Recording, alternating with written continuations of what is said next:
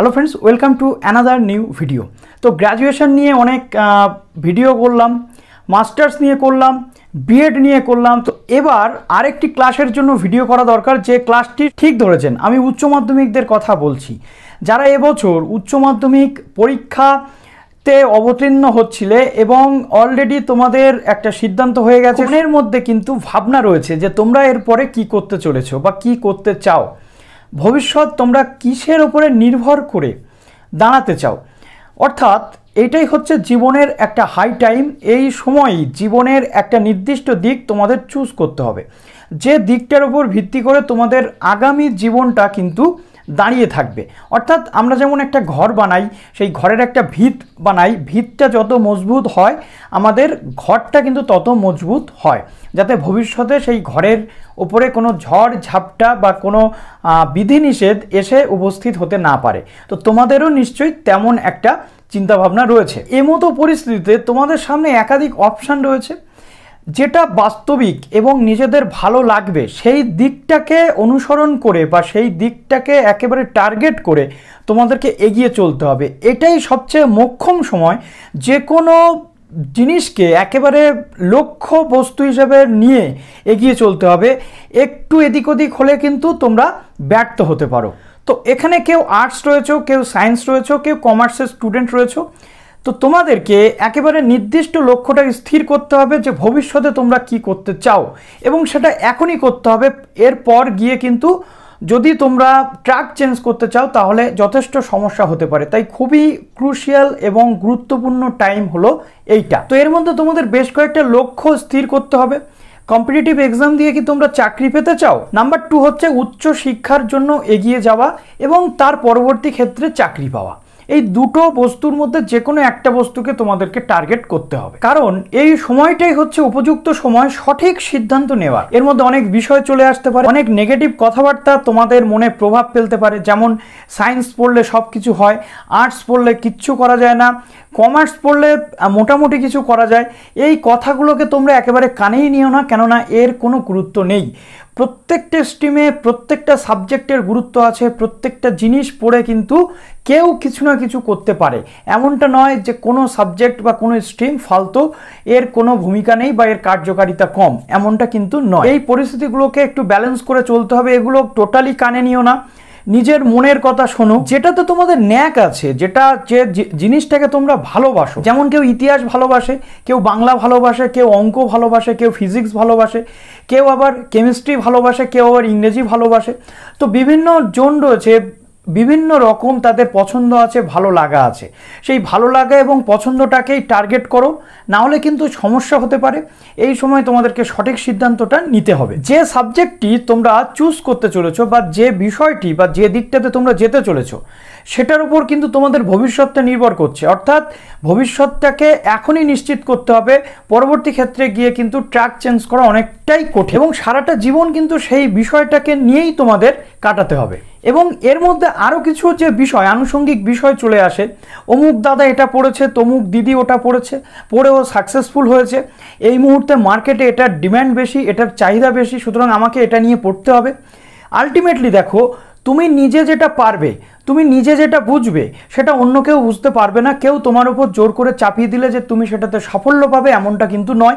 অমুক দাদা পড়েছে, সেই দাদা সেটাতে পড়েছে, সেই দাদার তাতে ভালো লাগা ছিল, কিন্তু তুমি যদি সেটা পড়তে যাও বা মার্কেটে এটা চলছে, এটা নিয়ে যদি তুমি কিছু করতে চাও, আলটিমেটলি তুমি কিছু করতে পারলে না, তুমি ব্যর্থ হলে, সেক্ষেত্রে তোমার লাইফে ফ্রাস্ট্রেশন বা ডিপ্রেশন চলে আসতে পারে। লাইফে একবার যদি ফ্রাস্ট্রেশন বা ডিপ্রেশন চলে আসে, সেটা কাটিয়ে ওঠা কিন্তু যথেষ্ট চাপের। অতএব ভেবে চিন্তা করতে হবে যা কিছু করতে হবে। সুতরাং এই জায়গাতে একটা বিষয় পরিষ্কার করতে হবে, তুমি অনার্স পড়তে চাও নাকি তুমি জেনারেল বা পাস পড়তে চাও।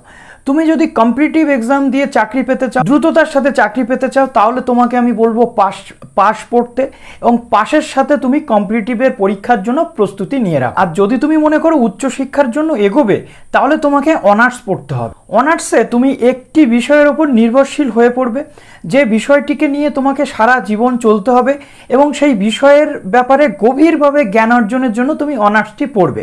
অতএব তাতে তোমার সময়টা নিশ্চিতভাবে বেশি দিতে হবে। অনার্স অনার্সের পাশাপাশি কম্পিটিটিভ এক্সামের জন্য প্রিপারেশন নেওয়া কিন্তু খুবই চাপের ব্যাপার। অনেকে নিয়েও থাকে, কিন্তু আলটিমেটলি কতটা সাকসেসফুল হয় সেটা নিয়ে যথেষ্ট ডাউট রয়েছে। তাই তোমাকে বিষয়টা আগেই বেছে নিতে হবে যে তুমি অনার্স পড়বে নাকি পাস পড়বে। যদি তুমি কম্পিটিটিভ পড়তে চাও বা চাকরির পড়ার সাথে চালিয়ে যেতে চাও, তাহলে গ্র্যাজুয়েশনে তোমাকে এমন কিছু সাবজেক্ট বাছতে হবে যে সাবজেক্টগুলো তোমাকে এই কম্পিটিটিভ পড়াশোনার ক্ষেত্রে সাহায্য করতে পারে। যেমন কি ইতিহাস এবং রাষ্ট্রবিজ্ঞান। আমরা জানি WBCS, UPSC বা যে কোনো কম্পিটিটিভ পরীক্ষার ক্ষেত্রে জিকে আসে, ইতিহাসের থেকে প্রশ্ন আসে, এবং WBCS বা তোমার ইউপিএসসির ক্ষেত্রে পলিটি যে সাবজেক্টটা রয়েছে সেখানে তোমাকে পলিটিক্স সংক্রান্ত বিভিন্ন বিষয় বা রাষ্ট্র সম্পর্কিত বিষয় ধারা থেকে সব কিছু পড়তে হয়। সুতরাং গ্র্যাজুয়েশনে সেই সাবজেক্টগুলো যদি তোমার থাকে তাহলে আলাদাভাবে পড়ার পাশাপাশি এখান থেকেও তুমি কিছুটা হেল্প পেতে পারো। এছাড়াও তোমাদের অনার্সের পাশাপাশি যদি কেউ অনার্স পড়তে চাও তাহলে একটা কোর সাবজেক্ট থাকে যেটা তোমাদের অনার্সের সাবজেক্ট, দ্বিতীয়ত তোমাদের যেটা থাকে সেটা হলো দুটো পাশের সাবজেক্ট। গ্র্যাজুয়েশন পাস যারা পড়ে তাদের ক্ষেত্রেও 3টে সাবজেক্ট তোমাদের নিতে হয়। সুতরাং ইতিহাস, রাষ্ট্রবিজ্ঞানের পাশাপাশি তোমাদেরকে আরেকটা সাবজেক্ট নিতে হবে। এবার আসি অনার্সের প্রশ্নে। অনার্স যদি নিতে চাও বহু সাবজেক্ট রয়েছে, অ্যাকাউন্টস রয়েছে, ফিনান্সিয়াল অ্যাকাউন্ট থেকে শুরু করে কেমিস্ট্রি, ফিজিক্স, ম্যাথ, জিওলজি, বটানি থেকে শুরু করে হিস্ট্রি, জিওগ্রাফি রয়েছে আর্টসের স্টুডেন্টসদের জন্য।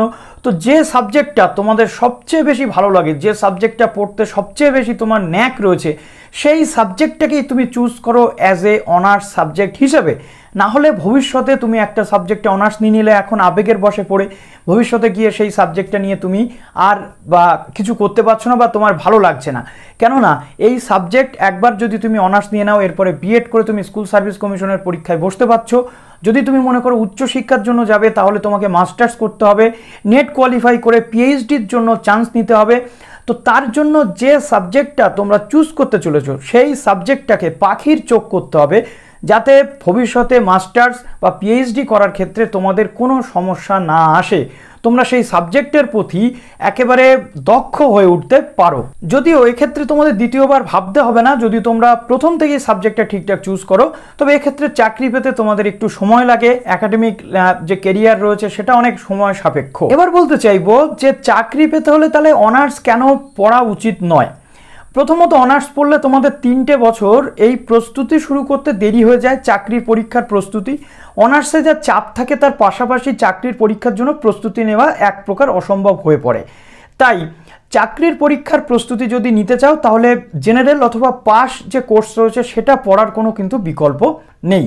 তোমরা পাস কোর্সেই পড়তে পারো, কোনো সমস্যা তোমাদের হবে না। 3 বছর আগে থেকেই তোমরা সেই প্রিপারেশনটা শুরু করে দিতে পারবে পাশে পড়লে, এবং তোমাদের অনার্সের দিকে টোটালি যাওয়ারই কোনো প্রয়োজন নেই যদি তোমরা কম্পিটিটিভ এক্সামের জন্য প্রিপারেশন নিতে চাও। আর যদি স্কুল সার্ভিস কমিশন বা কলেজ সার্ভিস কমিশনের দিকে যেতে চাও তাহলে তোমাদের অনার্স তো মাস্ট পড়তেই হবে, এখানে বিকল্প কোনো রাস্তা তোমাদের কাছে থাকবে না। তবে বলবো যে তোমরা যে বিষয়টাই পড়ো, যে বিষয় অনার্স পড়ো, পাস পড়ো বা অনার্সের যে বিষয়টা পড়ো সেটা খুব মন কান দিয়ে পড়তে হবে, মনোযোগ দিয়ে পড়তে হবে, না হলে কিন্তু কোনো স্ট্রিমে গিয়েই তোমরা সাফল্য পাবে না। এবার বলতে চাইবো পাস পড়ে তুমি কি কি পরীক্ষা দিতে পারবে বা অনার্স পড়েও কি কি পরীক্ষা দিতে পারবে। ধরো তুমি ইউপিএসসি, WBCS, এসএসসি বা এমটিএস বা সিজিএল এর পরীক্ষা দিতে চাও, সেক্ষেত্রে কিন্তু তোমার অনার্সটা কোনো ম্যাটার নয়, সেখানে শুধুমাত্র গ্র্যাজুয়েশনটা তোমাদের প্রয়োজন হয়।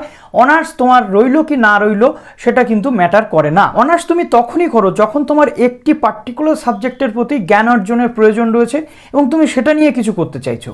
সাধারণ যে চাকরি বাকরির পরীক্ষা রয়েছে সেখানে পার্টিকুলার একটি সাবজেক্টের জ্ঞানের কোনো মূল্য নেই বা জ্ঞানের কোনো প্রয়োজন সেখানে নেই, এখানে সার্বজনীন জ্ঞানের প্রয়োজন হয়, অর্থাৎ ওভারঅল নলেজ তোমাকে গেইন করতে হয় সেই পরীক্ষাগুলোতে পাশ করার জন্য এবং সেই চাকরিগুলো পাওয়ার জন্য। অনার্স করার পর তুমি বিএড করছো, স্কুল টিচার হতে পারছো, মাস্টার্সের পর নেট কোয়ালিফাই করতে পারছো, নেট কোয়ালিফাইয়ের পরে তুমি যে কোনো কলেজের গেস্ট লেকচারার হিসেবেও এন্ট্রি নিতে পারছো। পিএইচডি যদি তুমি কমপ্লিট করতে পারো তাহলে কলেজ সার্ভিস কমিশনের পরীক্ষাতে বসতে পারছো বা রিসার্চার হিসেবে তুমি নিজেকে নিয়োজিত করতে পারছো, এবং আরও অনেক অনেক বেশি স্কোপ রয়েছে এই ব্যাপারটাতে, কিন্তু সেক্ষেত্রে অনেক সময় সাপেক্ষ। অর্থাৎ 3 বছর তোমাকে অনার্স করতে হবে, 2 বছর মাস্টার্স করতে হবে, 2 বছর বিএড করতে হবে, নেটের জন্য তোমাকে প্রিপারেশন নিতে হবে, পিএইচডির জন্য সময় ব্যয় করতে হবে। সুতরাং অনেকটাই লং জার্নি রয়েছে সেই বিষয়ে। এখানে তুমি জেনারেলের সাথে সাথে যদি প্রতিযোগিতামূলক পরীক্ষা বা কম্পিটিটিভ এক্সামের জন্য পড়াশোনা করে যাও তাহলে দ্রুত চাকরি পাবে, এটা নিয়ে কোনো সন্দেহ নেই। তবে এক্ষেত্রে পুরো বিষয়টা নির্ভর করছে তোমার পরিশ্রমের উপর। তুমি যে স্ট্রিমেই যাও না কেন তোমার পরিশ্রম শেষ কথা বলবে, তুমি কতটা তার প্রতি ডেডিকেটেড, পুরো বিষয়টি কিন্তু নির্ভর করছে তার উপর। অর্থাৎ আমি তোমাদেরকে পুরো বিষয়টি আজকে বলে দিলাম। অনেকের মনে তোমাদের কনফিউশন রয়েছে, যাদের কনফিউশন রয়েছে আশা করি ক্লিয়ার করতে পারলাম। দুটো জিনিস তোমাদের বাঁচতে হবে, একটা হচ্ছে সাধারণ চাকরি, দ্বিতীয় হচ্ছে শিক্ষকতা। সুতরাং সাধারণ চাকরির মধ্যে ওভারঅল যা চাকরি রয়েছে সেগুলো পড়ছে, আর শিক্ষকতার মধ্যে তোমাদের যে বিএড করার পর স্কুল টিচিং বা কলেজ সার্ভিস কমিশন বা কলেজের যে অধ্যাপনার কাজ সেটা কিন্তু পড়ছে। সুতরাং এখন তোমরা দুটো দিক রয়েছে তোমাদের সামনে খোলা, যে কোনো একটা দিক তোমাদেরকে চুজ করতে হবে। আমি তোমাদের সামনে পুরোটা এক্সপ্লেন করে দিলাম, আশা করি তোমাদের আমি বোঝাতে পারলাম।